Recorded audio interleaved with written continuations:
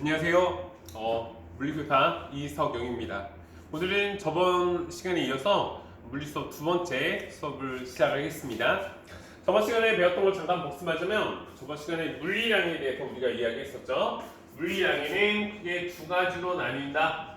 뭐하고 뭐로 나뉜다고 얘기했었습니까? 하나는 스칼라량과 그 다음에 팩터량으로 나눈다. 그렇게 이야기했었죠. 그렇죠?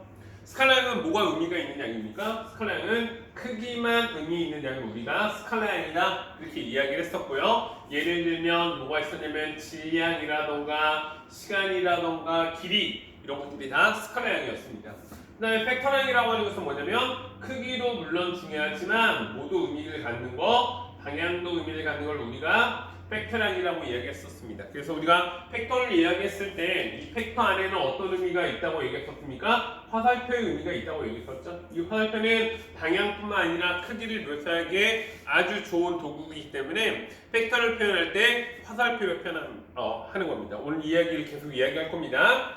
특별히 이 스칼라에 대표적으로 뭐가 있었냐면 우리가 이동거리가 있었고요. 그 다음에 또 뭐가 있었습니까? 속력이 있었죠. 속력. 이동거리를 S라고 표현했었고 속력을 V 이렇게 표현했었죠. 그 다음에 이 스칼라에 대응할 수 있는 팩터량에는 뭐가 있습니까? 이동거리에 대응할 수 있는 거 우리가 변위라고 하는 게 있었죠. 변위 어떻게 썼었어요? S에다가 위에 화살표를 붙여줬죠. 그렇죠? 그 다음에 속력과 대응되는 팩터량은 뭐가 있습니까? 속도가 있었죠. 속도라고 하는 것을 벨라스티에다가 이렇게 표현했습니다. 이동거리와 변위의 차이점에 대해서 알고 계셔야 되고요. 속력과 속도의 차이점에 대해서도 알고 있어야 됩니다. 특별히 속력과 속도의 차이점 잠깐 비교해보면 속력이라고 하는 것은 시간분의 이동거리다 이렇게 얘기했었고요. 속도라고 하는 것은 뭡니까? 시간분의 뭐였어요? 처음점과 끝점의 직선거리 요거 변위다. 그래서 속력과 속도는 엄연히 다르다 그런 이야기를 저번 시간에 이야기했었습니다. 오늘은 뭐에 대해서 이야기할 거냐면 이 팩터에 대해서 이야기할 겁니다. 팩터 우리가 스칼라는 여기서 뭐 되게 많이 다루진 않을 거고요. 팩터에 대해서 이야기할 건데 먼저 저 팩터를 어떻게 표현할 것이냐. 팩터는 뭐 크기뿐만 아니라 방향까지도 묘사를 해줘야 돼요. 크기는 우리가 뭐 수치를 보고 우리가 어느 게 큰지 작은지 알 수 있다고 얘기했었죠. 방향 아직도 묘사. 그러면 이 크기와 방향을 묘사해 줄 수 있는 팩터를 묘사해 줄 수 있는 게 무엇이 있느냐? 뭘 갖고 팩터를 묘사를 하냐면 화살표를 갖고 팩터를 묘사를 할 수 있습니다.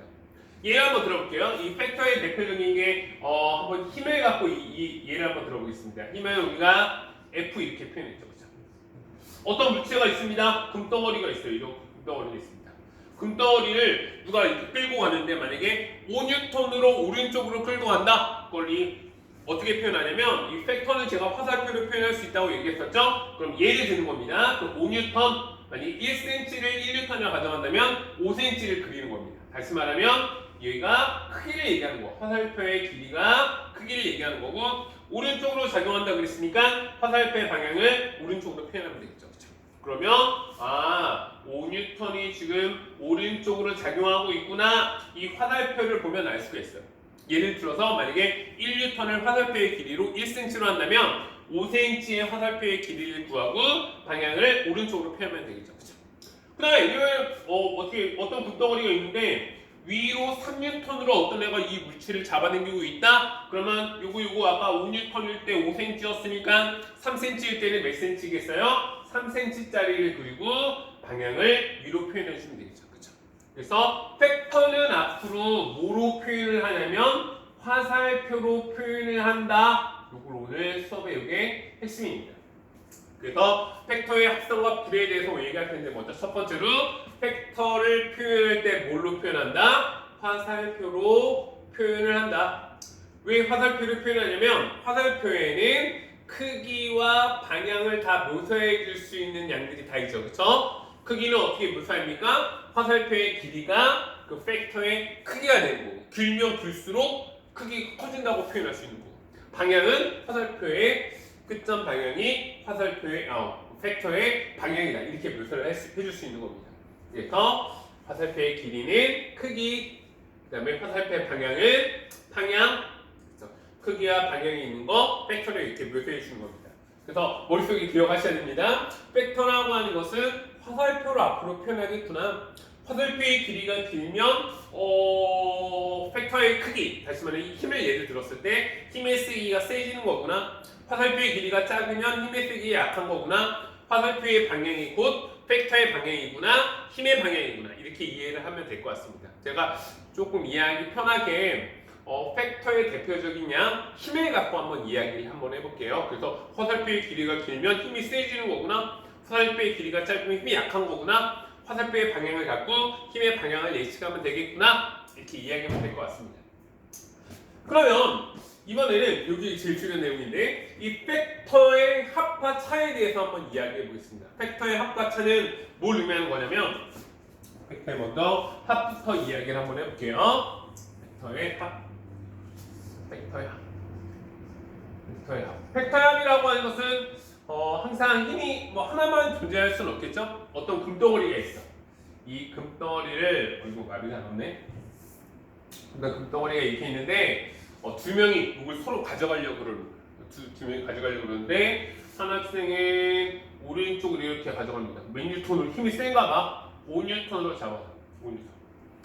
근데 어떤 애가 이거 내가 가져갈 거야 그러면서 반대쪽으로 3뉴턴을 이렇게 잡아내려고 가정을 해보고 있습니다. 그러면 이 화살표의 길이는 5cm가 되겠고 얘는 3cm가 되겠죠. 그렇죠? 이런 경우에 두 개의 힘을 합하면 어느 쪽으로 끌려가 있어요? 이 금덩어리가.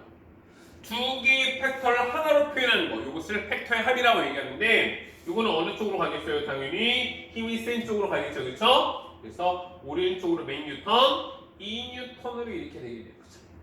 팩터의 합이라고 하는 것은 뭐냐면 두 개 이상의 힘을 팩터를 하나로 표현하는 것. 이것을 팩터의 합이다. 그렇게 얘기합니다. 그래서 다른 방향으로 두 개의 힘이 작용하면 큰 힘에서 작은 힘을 빼고 힘의 방향은 큰 힘의 방향이겠구나. 이런 걸 알 수 있겠죠. 그렇죠? 그 다음에 이번에 두 번째 예를 한번 들어볼게요. 두 번째 팩터 두 개 이상의 힘을 하나로 표현할 건데 어떤 물체가 있어요? 금덩어리가 있는데 요거를 5뉴턴으로 잡아내겠어요. 5뉴턴으로 잡아내겠어요. 오른쪽으로. 그랬더니 어떤 애가 친구가 왔나봐. 야 내가 도와줄게. 그러면서 얘는 힘이 좀 약한 학생이었어. 3뉴턴으로 잡아내겠어요. 그럼 두 개의 팩터의 합은 어떻게 될까요? 두 개가 같은 방향이네요. 그러면 두 개의 팩터의 합, 팩터의 합이라고 하는 것은 두 개 이상의 힘을 하나로 표현한다 하는 걸 팩터의 합이라고 얘기했었어요. 그러면 같은 방향이니까 5 더하기 3에서 8뉴턴이 얘기해요. 두 개, 여기 1뉴턴을 1cm로 가정한다면 8cm겠죠, 그렇죠? 8뉴턴, 그렇죠. 그래서 두 개의 방향이 다를 때 팩터의 합은 큰 거에서 작은 걸 빼준다. 그 다음에 두 개의 팩터가 같은 방향일 때는 두 개를 합한다. 이게 팩터의 합을 얘기하는 겁니다. 근데 여기까지는 좀 너무 쉬울 거예요. 두 개의 힘이, 두 개의 이상의 힘이 일직선상에서 왔다 갔다 했을 때는 다를 땐 빼고 같을 땐 합하면 되겠죠. 그렇죠? 그런데 이번에는 팩터가 각을 이루고 있을 때는 어떻게 하느냐? 각을 이루고 있을 때. 이게 세 번째 이 내용이 제일 중요한 내용인데 이거 한번 이야기해 볼게요. 이번에는 어떻게 하냐면 어떤 금덩어리가 이렇게 있습니다. 금덩어리가 있는데 이 금덩어리를 친구가 오른쪽으로 4뉴턴으로 잡아주고 있어요. 그때 어떤 애가 이쪽으로 가져가지 마. 그래서 위쪽으로 수직으로 만약에 3뉴턴으로 한번 이렇게 가져가다가 가정해 봅시다. 얘를 팩터 A라고 한번 가정해 보고 이 팩터를 팩터 B라고 한번 가정을 해 보겠습니다. 그러면 팩터 A에다가 팩터 B를 합한 두 개 이상의 팩터를 하나로 합치는 것을 팩터의 합성이라고 얘기했었죠. 그렇죠? 팩터 C는 어떻게 되느냐? 그럼 두 개를 합했어요. 근데 여기가 일직선상에 있지 않아? 두 개가 각을 이루고 있어? 마침 수직이야. 그럴 때는 어떻게 하냐면 여기 나와 있듯이 평행사변형법을 씁니다. 평행사변형법. 평행사변형법은 어떻게 쓰는 거냐면 두 개의 팩터 있죠? 그럼 이 두 개의 팩터로 만들 수 있는 평행사변형을 그리는 거야. 요거는 지금 마침 수직이기 때문에 요거 두 개로 만들 수 있는 평행사변형은 뭐밖에 없어요? 요거밖에 없네. 그랬을 때 이렇게 평행사변형이 만들어졌었죠? 여기 시작점과 그다음에 새로운 꼭지점이 여기 만들어졌죠? 그러면 시작점에서 새로운 꼭지 시점까지 이 팩터가 팩터 C. 다시 말하면 두 개의 팩터의 합이 되는 겁니다. 다시 말하면 이 물체를 어떤 애가 4N으로 잡아당기고 어떤 애가 3N으로 잡아당기면 이 물체는 이쪽 방향으로 움직인다는 얘기야. 몇 뉴턴으로 움직입니까? 이건 좀 계산하기 쉽네요. 피타고라스 응용하면 되니까 4, 이 길이 3cm 똑같은 거죠? 이게 4, 9, 3이니까 5N의 힘으로 이렇게 움직인다. 이렇게 표현할 수 있는 겁니다. 그래서 두 개의 팩터가 각을 이루고 있을 때는 평행사변형을 그려서 기존의 꼭지점에서 새로운 꼭지점까지 연결한 이 팩터가 두 개의 합성이 합팩터가 되는 겁니다. 요거 갖고 몇 가지 예를 보기도 한번 얘기해 볼게요. 여기 팩터 A가 이렇게 있습니다. 그 다음에 팩터 B가 있습니다. 그러면 두 A하고 B 팩터의 합성인 팩터는 어떻게 되느냐? 궁덩어리가 있는데 어떤 애는 이쪽으로 가져가려고 그러고 어떤 애는 이쪽으로 가져가려고 그러는 거야. 그러면 요거 두 개로 만들 수 있는 평행사변형을 그립니다. 그래서 기존의 꼭지점에서 새로운 꼭지점까지 연결한 이 팩터, 이게 팩터 C팩터가 된다는 거예요. 팩터 C팩터. 물론 두 개의 팩터를 합성하는 방법이 삼각형법도 있는데 그냥 평행사변형법을 좀 추천합니다. 그럼 몇 가지 예를 한번 들어보겠습니다. 어떤 팩터가 있는데 이 굼덩어리를 오른쪽으로 A 팩터가 이렇게 있고요. 그 다음 어떤 애는 이쪽으로 이쪽을 잡아당기려고 해요. B 팩터. 그러면 팩터 A하고 팩터 B를 합한 팩터 C 팩터가 어떻게 되느냐? 이거 어떻게 구합니까? 이거 두 개로 만들 수 있는 평행사변형 뭐가 있겠어요? 이런 게 있겠죠? 그러면 기존의 꼭지점에서 새로운 꼭지점까지 연결하는 이 팩터가 새로운 팩터 C가 되겠죠.